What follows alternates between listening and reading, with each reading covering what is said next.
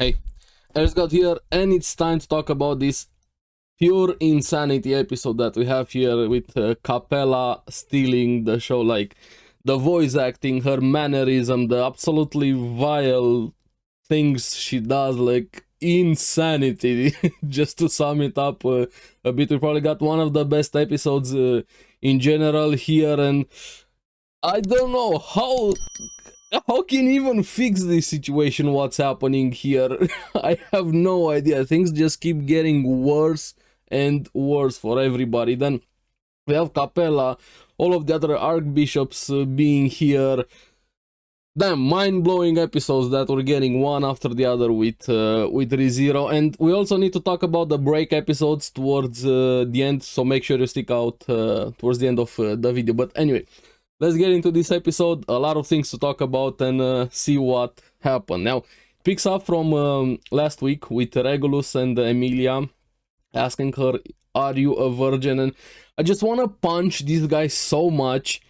Just, I love him, but I hate him also at the same time. He's such a great character, but I just hate him, how he is so narcissistic, so obsessed with himself. He feels like the biggest, grandest thing in the world, the way he talks, looking down on everybody. Even when he's apologizing, I just want to punch him so much. Like, he's apologizing to you, but somehow the way he put it into words, it's still your fault. I'm sorry that you're so stupid. I didn't understand that your intelligence was lacking so much. This is my bad. I hope you can forgive me for your stupidness. I'm paraphrasing it, but that's how I feel with Regulus. That's why he's great, but with such an annoying character to interact with if you were in this world here. And he actually asks again, "Are you a virgin?" And Emilia was so cute and innocent. She's great for this, like, what is a virgin? And yeah, that kind of makes sense coming from her. Remember, she thought that babies are made from a kiss, and instantly, in Regulus' mind, she's already his wife. Like, he decided that, so it's a fact. Like, the world has to accept this. As soon as he said it, it's a fact here. And then you have this girl coming in, apparently, I don't know how it works, because Emilia is the 79th wife, but she's the number 184, so I don't know, was that she kind of accepted her faith, probably went through torture or something like that, beat down or whatever this fuckhead did to her, and she's there to get Emilia ready. So I don't know how she's 184, but at least we find out they're still in the cities here. So it's like, are they in his mansion somewhere? Did they teleport in Narnia? I have no idea. But no, they're still in the city. I'm happy about this. So that means there's a way for Emilia to be rescued instead of having to go whoever knows where and find her after everything is settled in the city here. But yeah, he's fucked in the head, to say the least. But I also love him so much, Regulus. But here, let's see with Subaru, Kush, and Julius. I really like this moment here when they were versus Gluttony. I like how Julius calmed him down. Remember your goal, little girl user, or lollymancer, however you wanna call it. I kinda like lollymancer more, but they're using little girl user here, not using the real name. That was nice attention to detail and keeping that in mind when Al warned them. Don't tell your real name to Gluttony. They're Valkyrie for Kush and Yuli, the same name that he used back in season 1 for Julius. I really like that.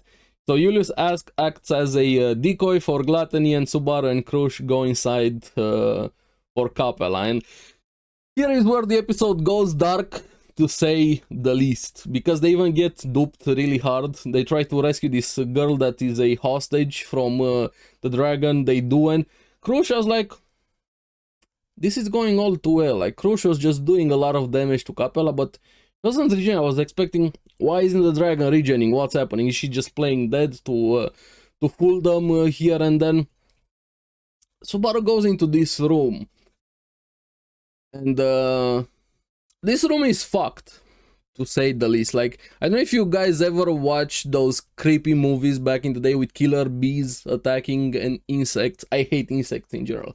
Just fucking hate insects. But here it's even worse, because those huge flies are the humans that were inside the building. So all of them were transformed into insects. And I'm like, yeah, that's gross. Imagine being turned into an insect, losing yourself, and probably being under the control of Capella here. And then that kid, the hostage, is revealed to be Capella and actually takes out Kush and starts mocking Subaru with her feet, starts trampling Kush, just mocking him more and just twisting what it means love and lust at the same time here. And just the voice acting was amazing, how much you can feel the energy and emotion put into Capella's voice acting. I think it was Awayuki, correct me in the comments if I'm mistaken here, but an awesome job. And Subaru just didn't know how do you even react to that. And she actually, I really like how she messes with people so much. She was like, I want this rock to hit. He uses his whip, and he actually got really good with the whip and really strong right now. He throws the rock and he's like, this better hit. And she's like, yeah, sure, it's gonna hit. And she lets herself get hit. She's so fucked and starts mocking him even more and more. And here it's revealed that she's not really a well, sort of has dragon blood in her, because according to her, she has dragon blood, but she's more than just a dragon. Feels like she's a chimera of some sort. She can transform into a bunch of animals, wings, snakes, lions, tigers, take multiple faces, forms. I don't even like the devil transforming into anything he wants here and deceiving you. And she starts morphing into the people inside. She reveals that she was the one that transformed them into the bugs, and she wants people to love her, and she kind of twists everything about love and being lewd. Like, starts mocking Subaru a lot. Have you never had lewd thoughts about Kush, about anybody else? And can you deny that? Can you just... that twisted, making something good feel like something bad. Like, Regulus can make you annoyed when you're talking to him, but with Capella, no matter what you said, even if you have good intentions, the way you said it, what you mean, how you view something, she can twist it into something fucked up. And she's such a great character for that. I love this type of characters here. They can twist anything good into something bad, and the skewed view of the world all of the bishops have, but especially on their aspects, so to say, last here, pride, gluttony, and so on, and the insanity, all of them are fucking crazy. Like, I don't think there's even a single one sane, let alone close to sane, but I feel like there are levels of insanity, so, or different kinds of insanity, but she feels somehow a bit more than what we've seen so far. I don't know what's up with her, and even more with her connection to Lugunica, the country. What exactly does that mean? But what she does next here probably just destroys Subaru inside. She transforms into Emilia and starts twisting all of Subaru's love for her, how he views her, what she means for him, everything, just breaking it down, like tearing him apart. And to take it even further beyond, she tears herself apart in Emilia's forms in front of him. Like, okay, damn, that's just brutal to say the least what she did there. That's not just physically but also emotionally at the same time. She eviscerated everybody that was inside her, especially Subaru. And like, how the fuck does this keep getting worse and worse? What's gonna happen here? How can you solve this situation? Just Capella, my bad. All of the other things, like, it's insane how bad it gets and what she did here, and actually starts losing herself into her own emotions, transforms back and rips Subaru's leg, like, completely off, tears his open there, and after that, like, tee-hee-hee, I'm sorry, I lost myself a bit. It's like she spilled a cup of coffee instead of ripping Subaru's leg off. So insane, I don't know, just beyond insanity what she did there.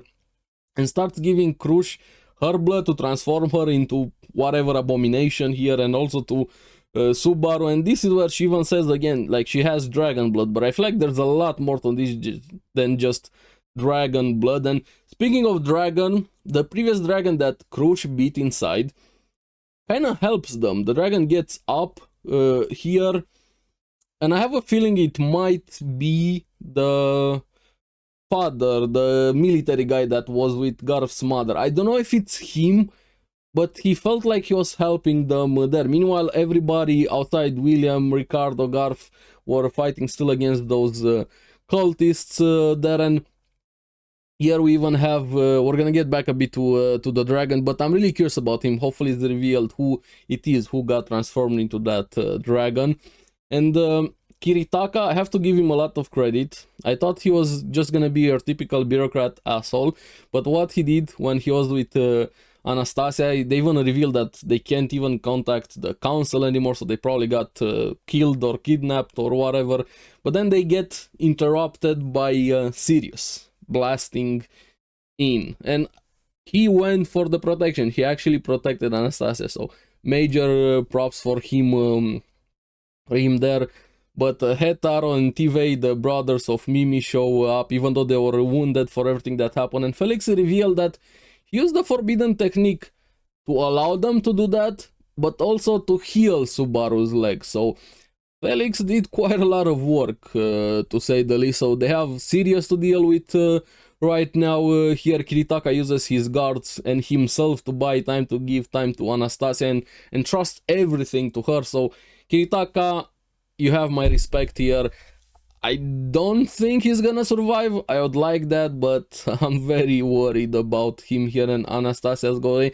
And he gave her something there when, in the last moment, I think he gave her something. Maybe the crystal they were looking at the start, I don't know, but he definitely gave her something there. Especially by the way the camera was even panned out here. So yeah, Sirius also to deal with, Gluttony to deal with, Regulus to deal with, Capella to deal with, and all of the abominations she does. Then we have on the other side Felt with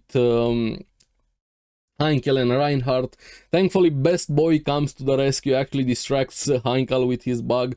Otto is alive, he got away from Gluttony, thankfully. I was really curious where Otto was.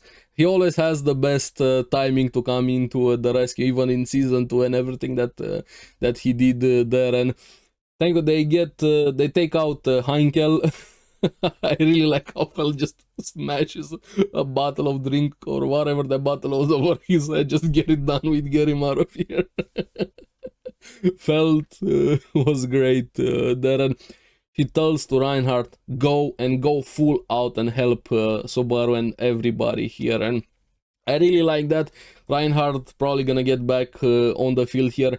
I don't know how much he can do. He can't be anywhere. When it comes to fighting, he can probably beat all of the cultists 1 versus 1, or maybe even all of them against him. But we saw in previous episodes also, doesn't matter how strong you are if the situation is not just about power. So that's gonna be interesting. Even more how the powers works, especially with Sirius affecting everybody else with the damage there. Glutton, if you give away your name. Capella with all of the fucked up things she's doing and able to do, her regen, just yeah. Reinhardt is great to have, but he's not like a solver problems card that you can play anytime here. If you use the tournament and just 1v1 fights, yeah, you won if you have Reinhardt there. But then somehow it gets even worse, because why not? The town gets flooded, water bursts in, and here is where we see the dragon actually flying away with Kush and Subaru, but Subaru falls down because Capella actually starts catching up to the dragon, biting its tail, so Subaru crashes down into the river water flow there, so he's kind of lost now. I don't think he's gonna die yet. He's in really bad shape, tired, his leg was already wounded, he got beaten up, he got his leg torn off, and now he has dragon blood, Capella blood inside of him, and unconscious, probably can't even swim. So I don't know what's gonna happen to Subaru. Maybe we're gonna get a reset, but I don't know about this. But if we don't get a reset, how is he gonna get his leg back? Is there a magic here that can regrow legs if you don't already have regen? But yeah, Subaru is in a tough state, to say the least. Very, very bad there. Here, so this town is just I honestly don't know how I can salvage this one. I'm very curious to find out. And also we have the end credit scene. Make sure you don't miss it. This is where we see Emilia is in a tower and actually overlooks the entire city being flooded there. So this is where I found out she's finally still in the city, so they don't have to go after her who knows where in Narnia. And Capella reveals she wants 3 more things because they went after her. The Tome of Wisdom, so that's very curious. Who has their tome with them? Was there another one in the city? Also, she wants the artificial spirit. Is that referring to Beatrice, to Beaco? And she doesn't want the wedding that's gonna happen with Emilia not to be interfered. She doesn't really care about that, but that's probably more about Regulus, so even more demands right now. But yeah, city being flooded, all of the archbishops, Subaru is pretty much fucked up considering his current state. Capella seems like a menace and a half and beyond insanity, so honestly don't know how this is gonna work out in their favor. Is the checkpoint reset gonna help more depending where the checkpoint is gonna be right now? I honestly don't know, but I'm here from it. I'm so hooked and immersed into the series right now. I could talk about it non-stop. But yeah, I'm curious what you guys thought about the episode overall here. Let me know in the comments below. No spoilers. If you read the source material, please don't go into spoilers. I'm trying to stick anime only, and it's very hard for me because spoilers don't bother me, but when I'm doing videos on a series, I have to control myself not to look at spoilers. If I wasn't doing videos, I'd probably devour any spoilers I had, so please don't spoil in the comments. But now also want to talk about the things that have been happening with the series here. I saw it all over social media.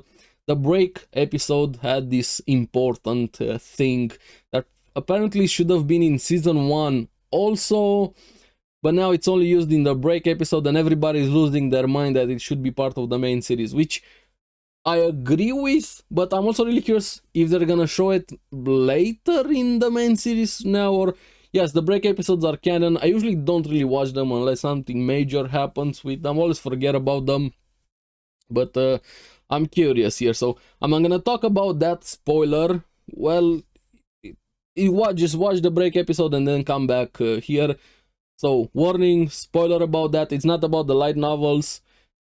3, 2, 1, spoiler here. So the break episode talks about Al, finally the reveal that he's also an otherworlder, so he's from Japan, same as Subaru, and this just opens a much bigger can of worm here, so that's why he calls him brother. So phew, insane. So I'm really curious, why wasn't that small conversation in the main series? Are they gonna add it later on? I'll kind of assume that Subaru knew, but Subaru was beyond shocked. Pretty much. Very valid reaction. So I don't know how this is gonna play on moving the future. Al is a very, very suspicious character. Like I said, even in my previous videos, there's always something about him. But even more by the way he called Beako, how he called Beatrice Beako at the end there. So he knows something about her, about the relationship.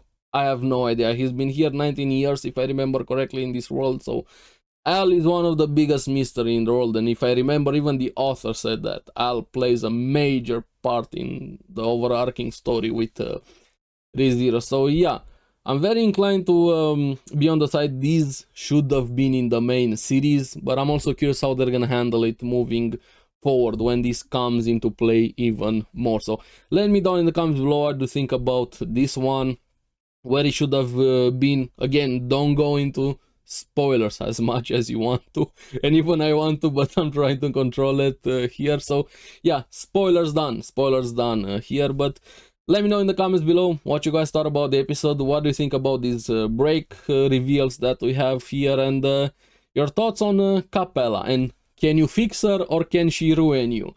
Let me know in the comments below. So keep enjoying rezero. I'm gonna see you again on the next one. Bye bye.